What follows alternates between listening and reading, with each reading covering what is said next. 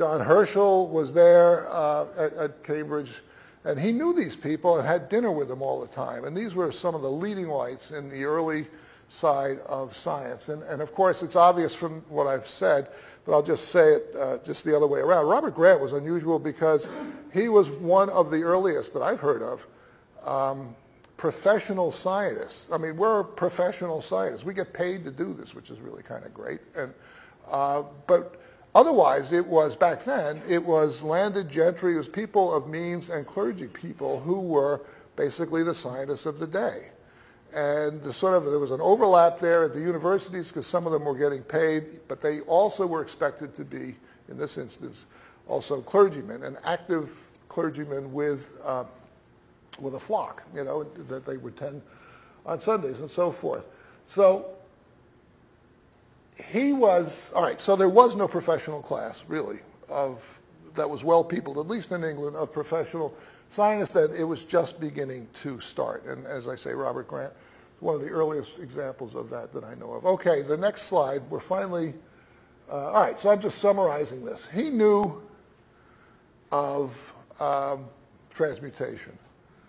There's no way he didn't know. I mean, he tells us, of course, about this, Robert Grant just going off on him about this and just sort of, as we would say, putting it into his face back then. But he was also, you know, of course, familiar with the prevailing idea, which was that basically species were created by God. That was it. And people would hedge the question. They would not discuss it.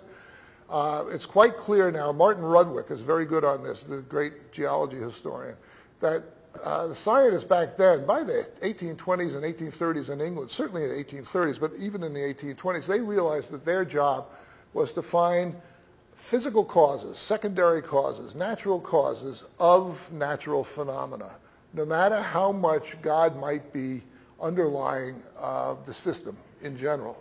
But science's job was to look at the physical reality of the world and discuss things in physical terms. That's what Newton did, who was deeply religious.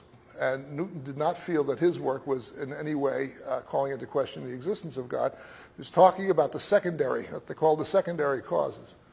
And people were shying away, though, from the need to explain the origin of species. And it was just like a big black box. And they wouldn't even talk about it. You look at, I mean, you read the stuff from the 1820s and the 1830s, and it's so, I'll show you some. It's so evolutionary, you can't believe it, and yet it's not. It's sort of like a proto-evolutionary thing, and it's not really that.